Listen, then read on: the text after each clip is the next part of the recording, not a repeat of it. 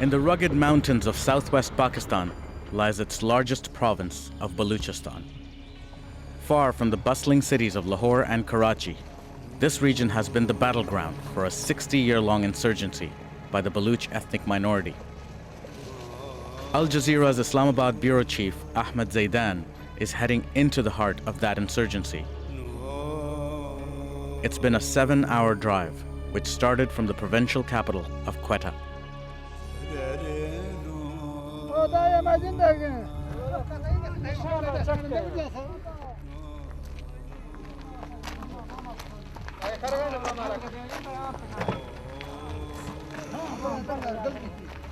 It has taken months of sensitive negotiations to get here. Finally, Al Jazeera gets to meet the Baloch fighters. It's a first. They have never agreed to be filmed before.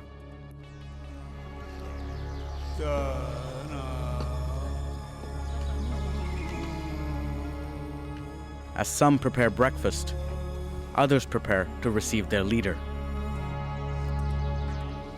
The firing of an RPG announces his arrival.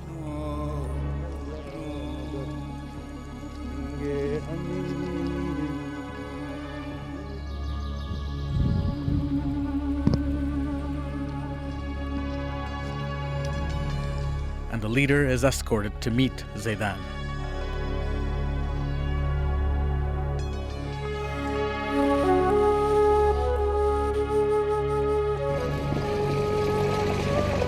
Given the secretive nature of their base, the fighters are wary of allowing cameras to film it. So they take their leader and Zaidan to an area away from their camp.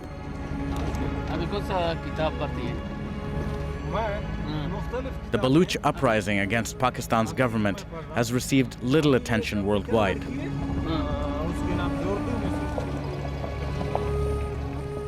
Most eyes have been turned toward the fight against the Taliban and Al-Qaeda in other areas of Pakistan. But the Baloch people have never accepted being part of this country.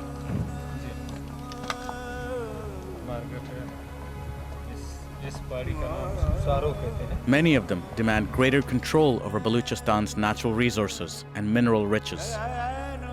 And these fighters who met with Al Jazeera demand outright secession from Pakistan. हमारा मकसद Bloch कौम की आज़ादी है, पंजाबी तसल्लुत से छुटकारा हासिल करना है और बलोच कौम के लिए एक खुशहाल ज़िंदगी है जिसमें अमन, इंसाफ और बराबरी हो। हम उसके लिए जदोजहद कर रहे हैं। सवाल ये पैदा होता है पाकिस्तानी कौन है? पाकिस्तानी कौम है? पाकिस्तानी तो कौम नहीं है। यहाँ सिंधी है, बलोच है, पश्तून है, पंजाबी है, ये सारे अक़वाम हैं। पाकिस्तानी तो कोई कौम नहीं है। अब हमें ज़बरदस्ती क्यों कोई पाकिस्तानी बना रहा है और बना के हमारे वसाइल को लूटना चाहता है? तो यहाँ हम उसके इदारों के ख़िलाफ़ लड़ रहे हैं, जितने भी उसके इंतज़ामी इदारे हैं, चाहे पुलिस है, कोई और इदारे हैं, जो इस लूटमार में उसको तक़वियत दे रहे हैं, जो उसकी ताकत को बढ़ा रहे हैं, हम उनको कमज़ोर कर रहे हैं।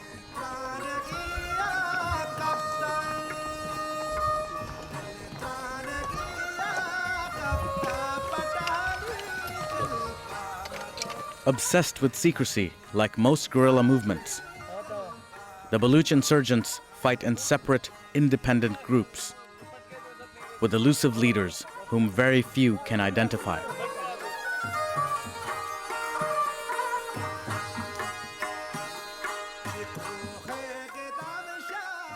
Balochtan tells Al Jazeera that it is this secrecy and lack of a command structure that will make sure that the Baloch insurgents are not easily defeated.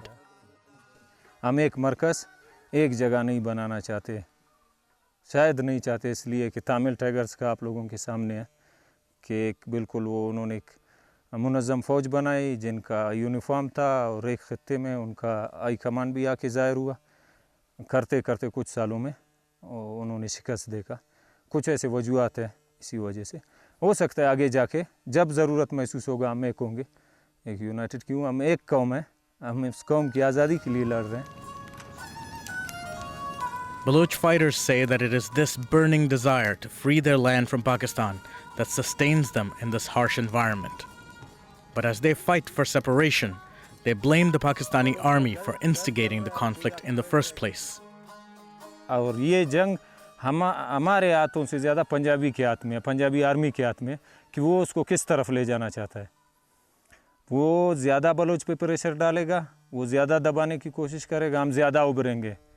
वो ज़्यादा बेरहमी करेगा, वो औरतों बच्चों को मारेगा, फिर हमें भी मजबूरन वो कदम उठाना पड़ेगा। वो बेगुनाह बलोचों को मार रहा है, फिर हम भी मजबूर होंगे, कहीं ना कहीं जाके हम भी मजबूर होंगे, सिर्फ़ और सिर्फ उसको सिखाने के लिए, उसको सबक देने के लिए। हो सकता है अगर वो खला को बहुत ज़्यादा बमबारी करेगा हमारे आम लोगों पे, जो पहले भी किया उसने, शायद इस वक्त तक हम सब्र से काम कर, तो हो सकता है कि हमारा टारगेट इस्लामाबाद भी हो, हमारा टारगेट लाहौर भी हो, हमारा टारगेट पिंडी भी हो, उसमें तो कोई शक नहीं। मगर अब हम समझते हैं अब भी है वो हालत, हो सकता है कि हम कुछ वक्त और उनको देखना चाहते हैं।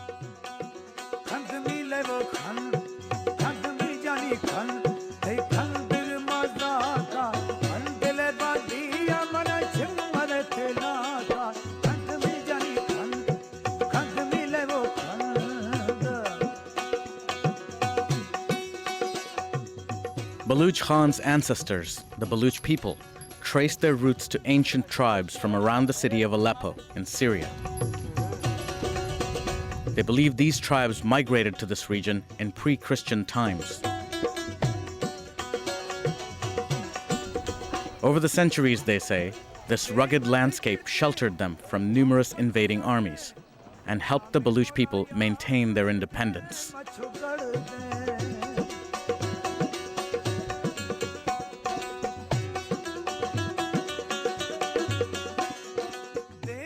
I think Balochistan is best understood as a no-man's land nobody really cared about, as a very mountainous and desert-like area which was largely irrelevant throughout history.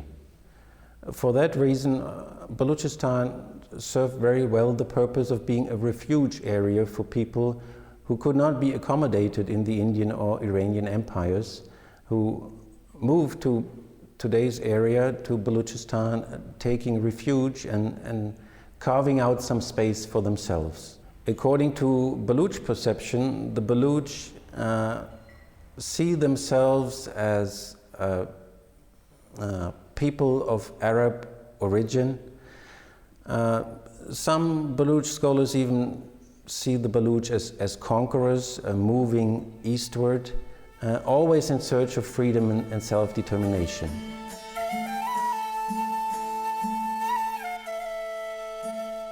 Kalat, the historic capital of Balochistan. 6 decades have passed since it was annexed by Pakistan, one of that country's first acts as a newly formed state.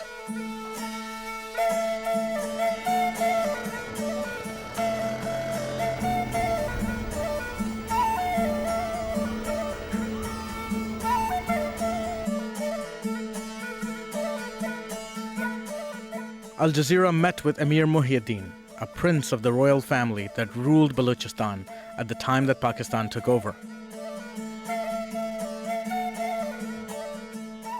Muhyiddin says that the only reason Baloch leaders chose to join the new country was a sense of religious obligation. Both sides were Muslim. Because of the backing of the British, and they gave a lot of trouble. Kalat, which represented most of what is Balochistan today and Baloch areas, they were given the choice to either become independent or become part of Pakistan. Both houses of common and the house of upper and lower houses, they voted for independence. Whereas my father, having influence of Islamic, and at that time of the thought that an Islamic republic is being made in Pakistan, he had his preferences that we should have an understanding with Pakistan and then join Pakistan. So during this interim period, force was used, army action in April 1948 was used. You see, Pakistan became independent in August 1947. Balochistan joins Pakistan in April 1948. For this 9-month period, Balochistan was independent. Kalat was independent. Then by force, the instrument of accession was signed, and Pakistan took over the state of Kalat. Balochistan was forcefully occupied, annexed by the Pakistan forces. It wasn't part of Pakistan in 1948. So Pakistani army rolled in Balochistan. Somehow under duress, the Khan of Kalat, who was the head of Balochistan, had to sign an accession treaty. So that was the main reason we all still do not recognize Balochistan as part of Pakistan, and we think it's an occupied territory.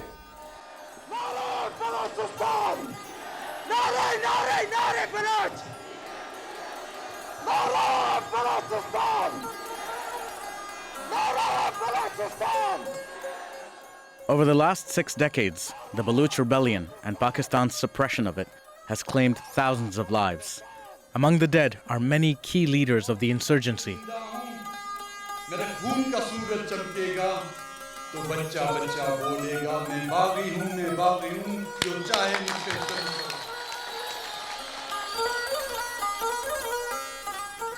One of the most prominent leaders killed was this man, Nawab Akbar Khan Bugti, a former minister in the government of Pakistan and a leader of the important Bugti tribe.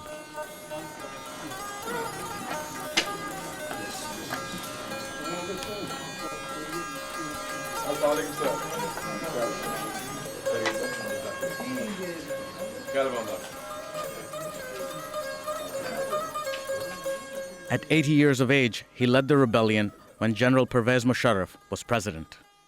Musharraf attempted to negotiate with Bugti.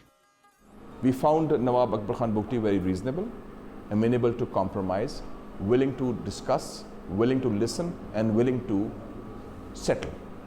But unfortunately, there is a mindset in Pakistan, in the Pakistani establishment, in the Pakistani civil and military bureaucracy, and I would even say among certain Pakistani politicians, that mindset is unwilling to concede the legitimate rights of the smaller provinces like Balochistan. And I remember a famous conversation with General Musharraf. When we were about to clinch the settlement, there were some impediments. And he said, how can we trust Bugti? How can we believe his intentions? I said, it's not a question of intentions. It's a question of getting the thing done.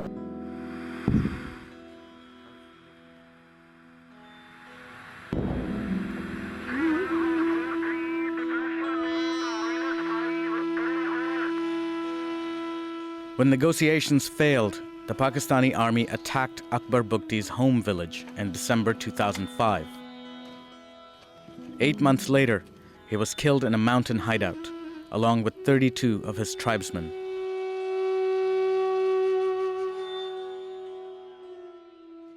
Apparently, Pervez Musharraf proved it, that he does not have a single decent bone in his body. And what they did, we don't even know where my father is buried. We don't believe that all that drama that they brought that box and buried it in Dera Bugti and put locks on it. Who puts locks on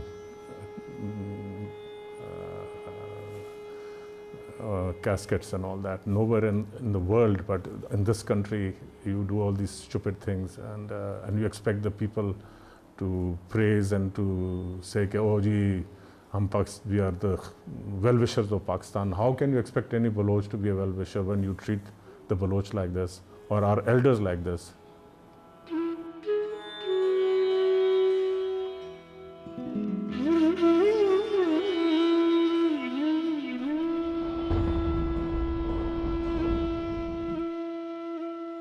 Bugti's death further fueled the Baloch rebellion. The fighting moved to the streets of Balochistan's cities and towns.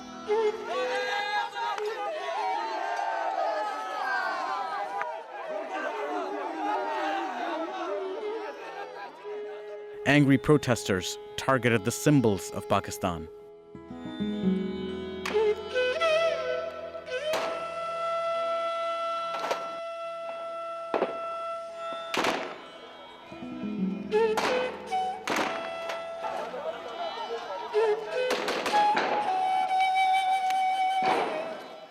See, that's where this is where the establishment miscalculated. They thought that once we get rid of Akbar Bukti, everything will die out, not realizing that it will spread to each and every corner of Baloch land. Today, the movement which my father started has spread to each and every corner of the Baloch land in Balochistan. So you can see the rebellion some in 1948 and 58 and then 70s and now. So the process has always been there.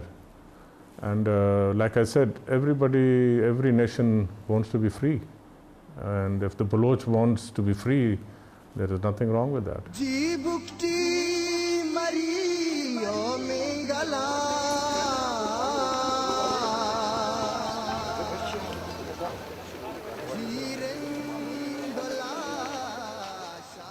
Baloch leaders, however enraged, were also afraid for their lives.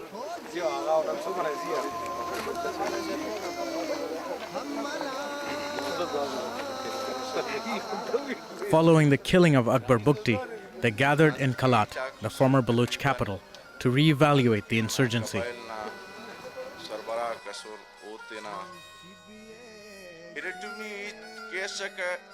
Such a traditional gathering of leaders and elders, also known as a jirga, had not taken place in Balochistan for over a century.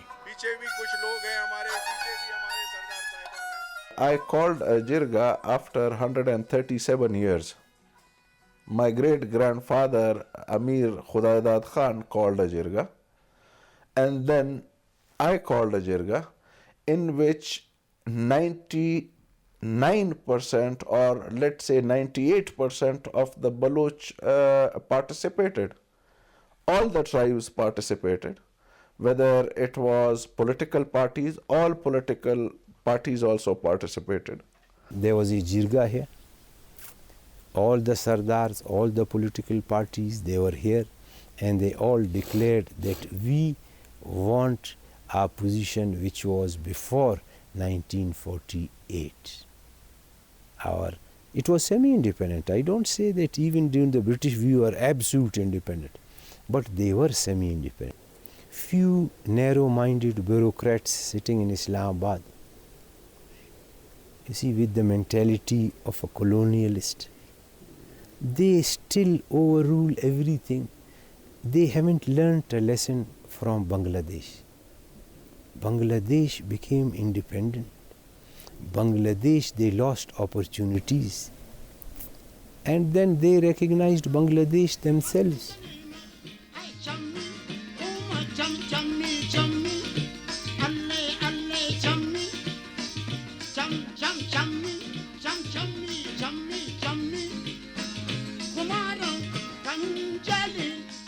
The Baloch are a staunchly tribal people. Each of the 18 major tribes is headed by a sardar or chieftain, and each sardar commands his own well-armed militia.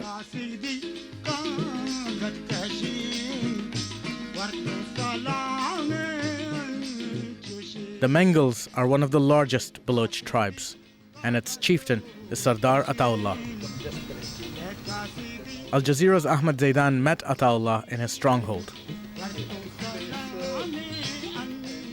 He refused to speak on camera, but stressed that he adamantly opposed any compromise with the Pakistani government.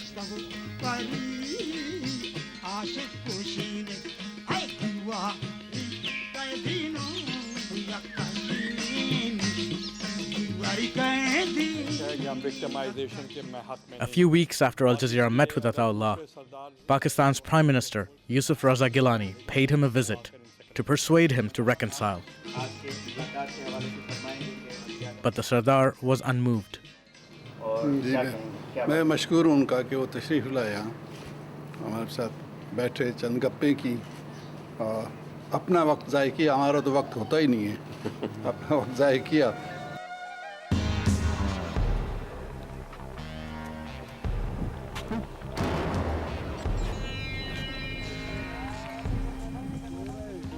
In the push and pull between Pakistan's government and Balochistan's rebellious chieftains, the lives of ordinary Baloch people are at a standstill. Despite being Pakistan's largest province, Balochistan suffers from the lowest health, education, and living standards in the country.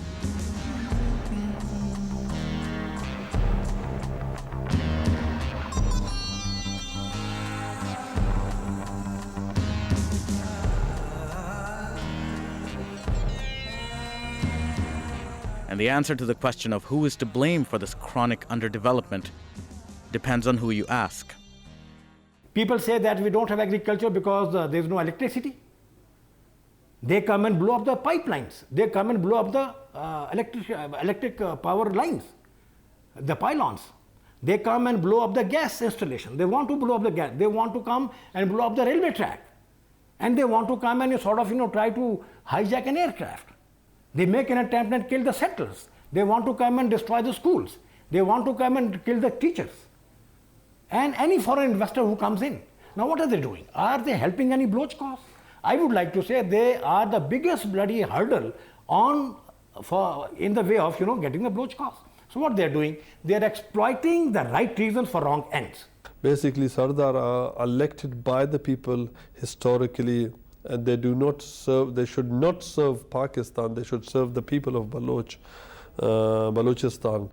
The federal government is fully responsible, not the Sardar. Because the Sardar, they were not having this authority to build school, to build colleges, to build hospital.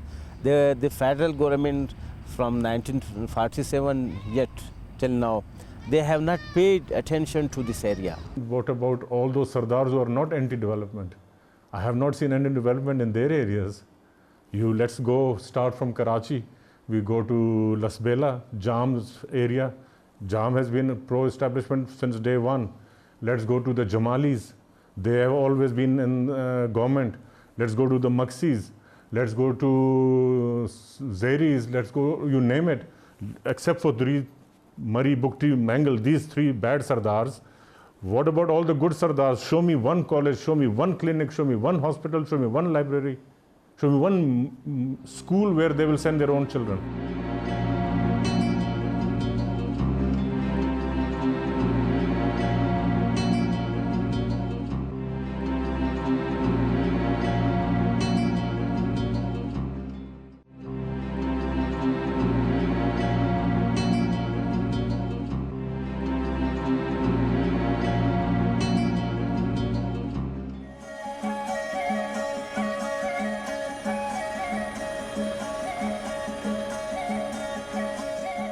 Balochistan, Pakistan's least developed province, sits on untold amounts of wealth. Hundreds of millions of dollars worth of oil and mineral reserves.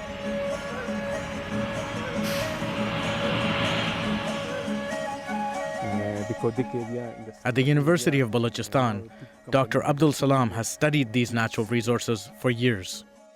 Really, our province, Balochistan, is very rich in a variety of minerals like iron ore deposit, like copper deposit, like chromite deposit, like oil and gas and zinc. The whole Balochistan is really full of these mineral resources. Iron ore is very abundant in Dilband area, in Chaghi area.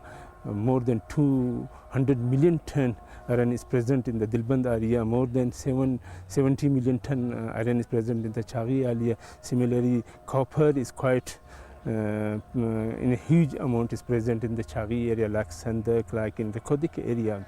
And also chromite in Muslim Bagh areas present in huge quantity. Just we need to explore these things, to exploit these things. And lead zinc is present in Lasbela area. Oil and gas, in the Adera Bukti area, in the North Balochistan is quite common. These are quite huge resources for Balochistan. Gold is common. They are associated with the copper. I mean, they are present in Chaghi area, in the Kodik area, in the Sandak area. बावजूद इसके कि इस सरजमीन में, Bloch सरजमीन में कोयला, gas, petrol, संग मरमर, बहुत से ऐसे कीमती वसाइल हैं जो आम बलोच के खुशहाल ज़िंदगी के लिए बहुत ही ज़्यादा हैं, मगर उससे दूसरे इस्तेफ़ादा कर रहे हैं, दूसरे फ़ायदा उठा रहे हैं.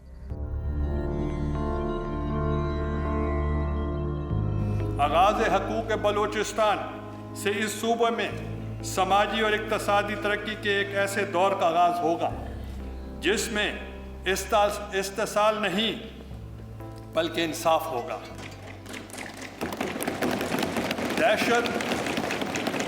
दहशत गर्दी नहीं बल्कि अमन और तहफ़्फ़ुज़ होगा। जहालत का अंधेरा नहीं बल्कि इल्म की रोशनी होगी। मायूसी नहीं बल्कि एतमाद होगा। मैं निहायत खलूस दिल के साथ आप तमाम की तरफ से इस ख्वाहिश का इजहार कर रहा हूँ कि हम उन तमाम सियासी क़ुव्वतों को के साथ बातचीत करना चाहते हैं। हम इस मौजूद ज़बान के तवस्सुत से उनको बातचीत की दावत देते हैं।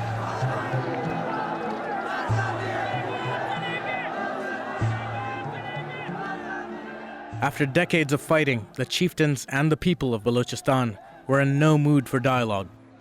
They had heard the Pakistani government's words of reconciliation before and felt that nothing had ever come of them. In 2010, the Pakistani government launched the Balochistan Rights Package, a program that promised schools, hospitals, roads, jobs, and financial support for the province.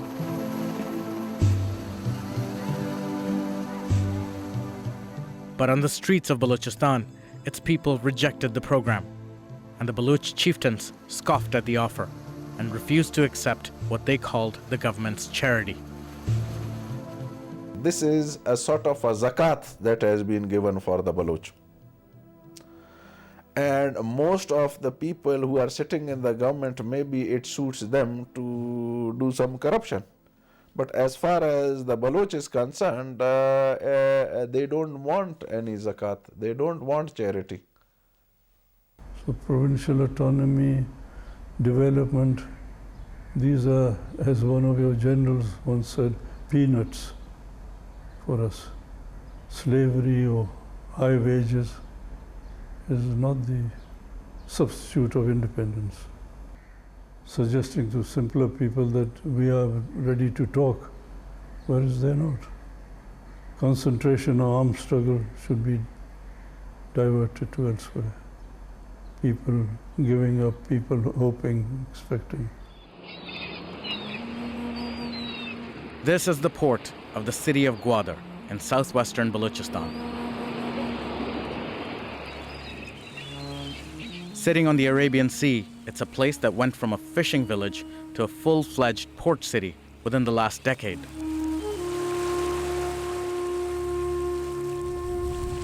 Gwadar is the place from where Pakistan plans to announce itself as an international shipping hub and a conduit for oil and energy for the rest of the region.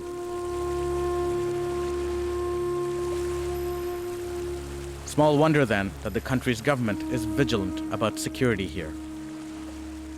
There's a healthy competition between Bandar Abbas and Gwadar and Karachi, Bin Qasim and Chabar. So why not? Business is healthy competition.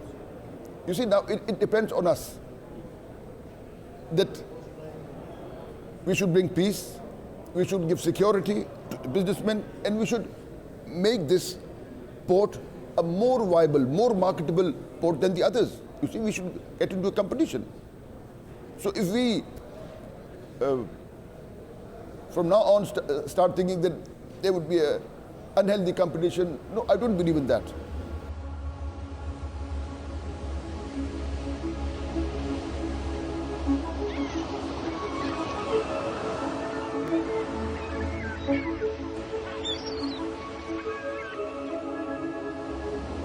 But to the Baloch people, Gwadar and its development are reminiscent of a mindset dating back to the British colonization of this region, one that built roads and railways to serve its armies.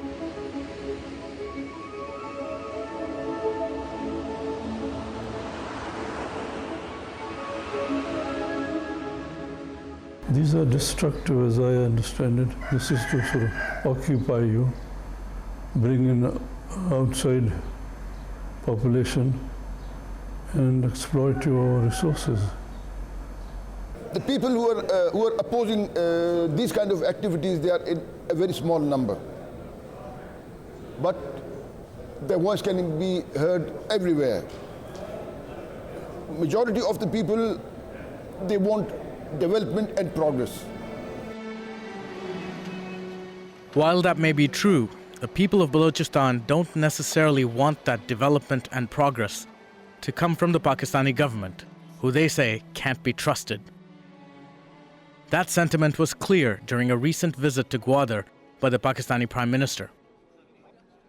As he held a cabinet session in the city to launch work at the port, residents from the area staged protests condemning the government and its plans for that port.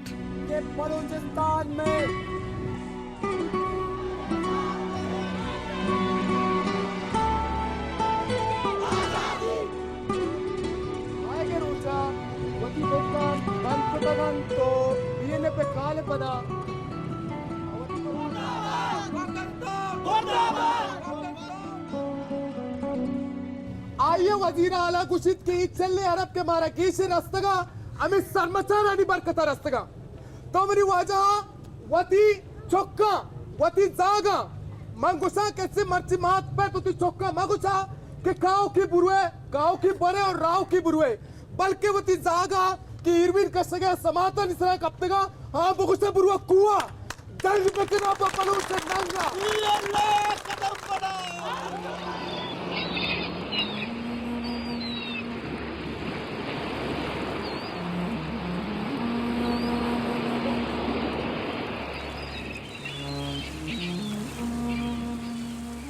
This is a region that has seen decades of poverty and negligence.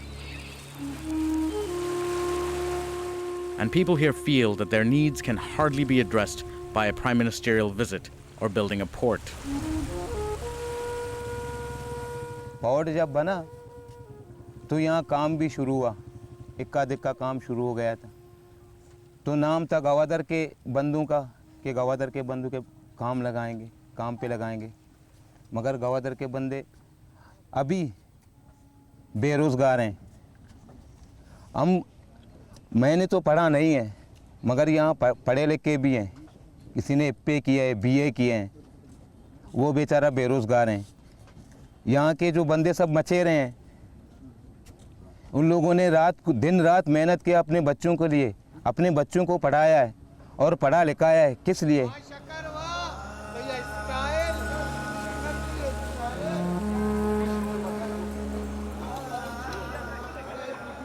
While local residents here are concerned about their basic survival, local politicians are also worried. What's happening in Gwadar cuts to the heart of their political future. They fear the influx of outsiders into the area and the demographic change that will bring about. You are going to build the mega projects like Gwadar, and you are trying to make a big Karachi again in Balochistan. There is a problem with the Balochs because they have a big land with small population. We have only one guarantee which are asking from this federation, that the demographic change of the Baloch is a major danger for the Baloch people. And my priority is to first to give employment to the locals, people who belong to this land, who are indigenous to this land. And if we don't find people of special skills, if they're not available here, so it is but national that we can get them from other places. You see, because we have to get the work going. And if in the local population we don't get a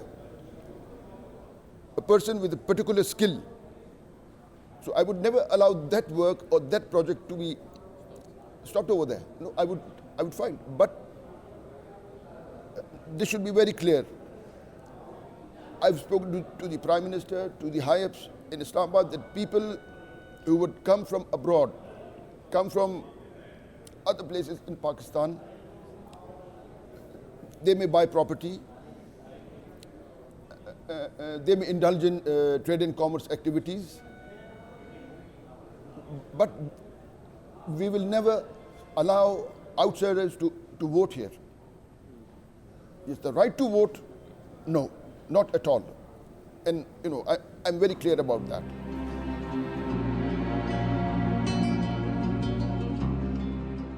It's also very clear that what's happening in Gwadar is bigger than Balochistan and its people. This port has international significance, and what the Baloch people and their politicians have to say about it matters little. There are two competing concepts. One is the American, who want to block the Chinese and the Russians and the mainland coming to the south, and the other, China, Pakistan, and this landmass of southwest China, West Asia, East Asia. We want the area to be open to all of them. There is conflict, and I'm sure that American, despite all their efforts, they cannot succeed in blocking. They cannot succeed in putting a check on this breakout into the south, to the warm waters of Arabian Sea, because they stand defeated in Afghanistan. And that is the problem at the moment, how they can manage their interests and yet they retreat from Afghanistan. This is the dilemma that they are facing today. All the oil flow which goes from whether Saudi Arabia, from Kuwait, Qatar, Bahrain, or from Abu Dhabi, or from Iran and Iraq, this all goes through. This is a sort of a strategic hub, and if you are overlooking the hub and you have control over it, then you can control the economies of the world by regulating the flow of the oil. So this is a great game, you can say.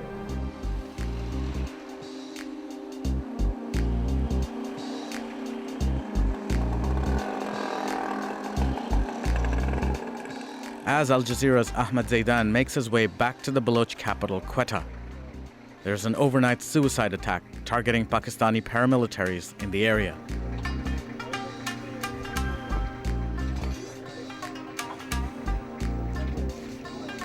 More and more, such attacks are becoming a common occurrence, and there is a promise of more bloodshed to come.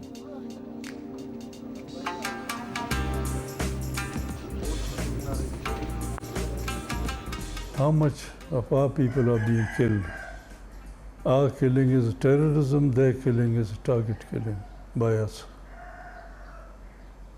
Same coin, different meanings. Baloch kills, target killing. Terrible, inhuman, and they kill for the sake of humanity, culture, justice, so on and so forth. अब ऐसे भी नहीं है कि हम कहते हैं कि हम किसी की नस्ल खुशी करना चाहते हैं, नहीं, हम सिर्फ ये कहना चाहते हैं कि बलोच इस वक्त हालत जंग में, बलोच पे हर गुजरने वाले दिन बहुत ज़्यादा जुल्म हो रहा है। यहाँ पे आर्मी, खुफिया एजेंसी है, हमारे नौजवानों को अगवा कर रहे हैं, जो 2-2, 3-3 साल से जिनका कोई अता पता नहीं। बलोच हालत जंग में है और बलोच ये चाहता है कि जब तक हम अपने सरजमीन पे बाख्तियार ना हो, हमारे वसाइल, हमारी सरजमीन हमारे इख्तियार में हो, कोई हमसे कोई भी तवक्को न रखे। बलोच का घर जल रहा है और कोई आके बैठ जाए कहे कि जी मैं यहाँ पे अमन की वो गीत सुनूंगा या अमन के जो है किस्से सुनूंगा, ये शायद उसकी बेवकूफ़ी है।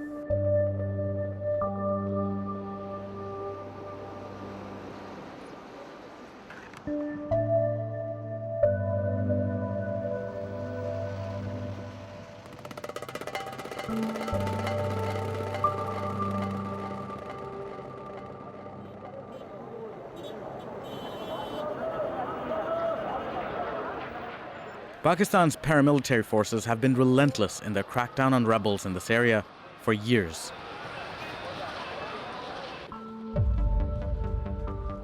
The Pakistani army has even built new military barracks here from where they launch their operations. But in most cases, the victims of these operations are civilians.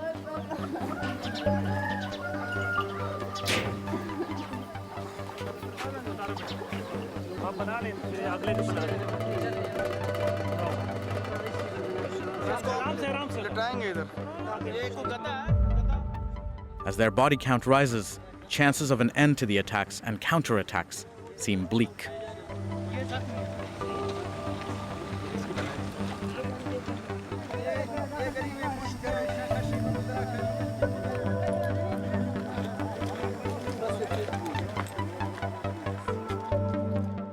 FC को मैं कहूँ कि वो बलोचों के कातिल हैं तो ये ज़्यादा बेहतर रहेगा। आज जो यहाँ पे जो जुल्म सितम PFC कर रही है उसकी मिसाल कहीं नहीं मिलेगी आपको। यहाँ तक कि यही FC थी जिन्होंने मतलब हमारे जो बिल्कुल गरीब लोग हैं उनको पकड़ के उनके माल मवेशी लूट लिए, उनको जलाया गया, उनको जलते हुए खोलते हुए ड्रमों में, डांबर के ड्रमों में, तारकोल के ड्रमों में उनको डाला गया। Frontier Corps Balochistan has lost about 160 people in the way of duty. They've lost their life. 2 have embraced Shahadat last evening, you must have heard about it. More than 300 have lost their limbs. And still we are there to support our people who are innocent.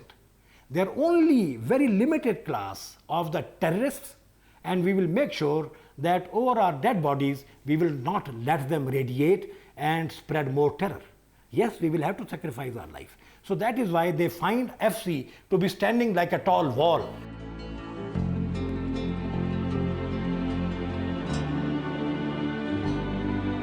But the army's failure to effectively deal with Baloch guerrilla fighters makes Islamabad see a link between the Indian presence in Afghanistan and the disorder in Balochistan. Certainly, if there is an increase of Indian interference in Afghanistan, it is a matter of concern for Pakistan.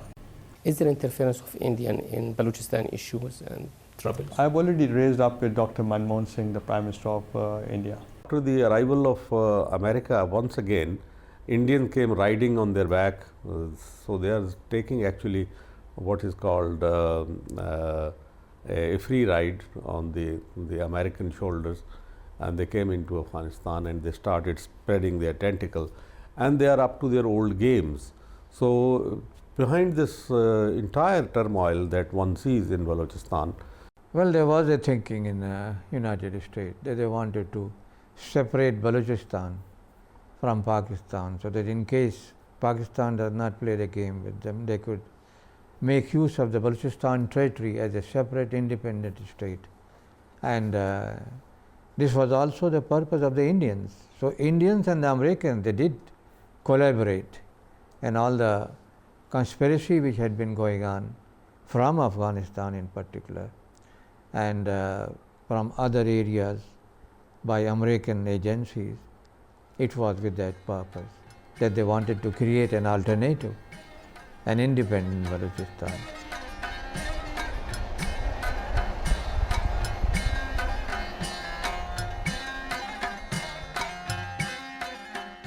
Baloch leaders, though, reject that they have any Indian support. However, they say that if India did want to help, it would be welcomed.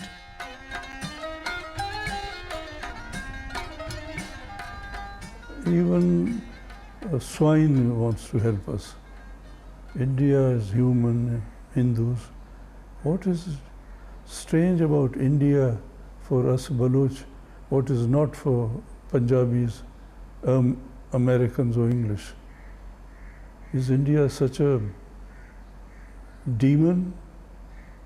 India wants to help us, we deny, because what we are true Muslims, we are true Pakistanis, neither applies. We are Muslims for our own sake, and we are more Baloch than Pakistani.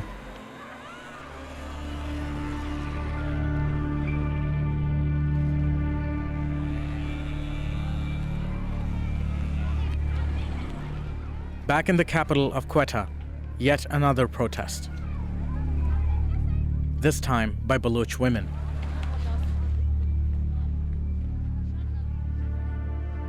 They've taken to the streets demanding to know the whereabouts of their husbands and sons who have disappeared.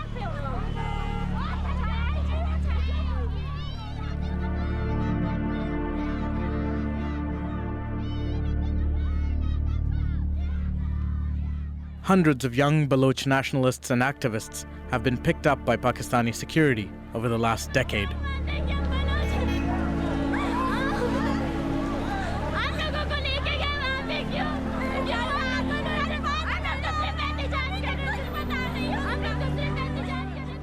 Many of them were later found dead, their bodies showing signs of severe torture.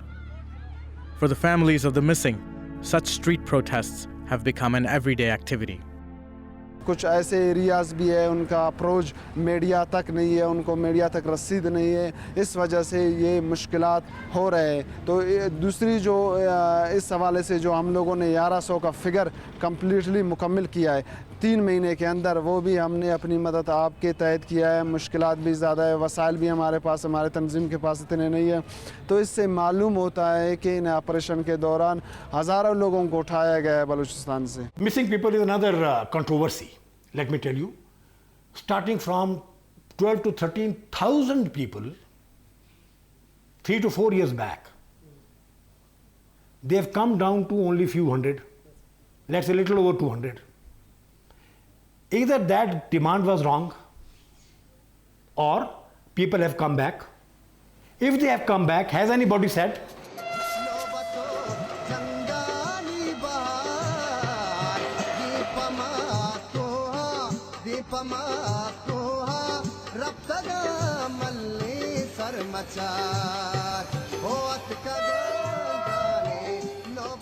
In an area where international, regional, and local interests converge, there is every reason to believe that Pakistan's Baloch rebellion is only heading towards greater confrontation, greater suppression, and a constantly rising death toll. And if there is a ray of hope for the people of this region, it is at best very faint.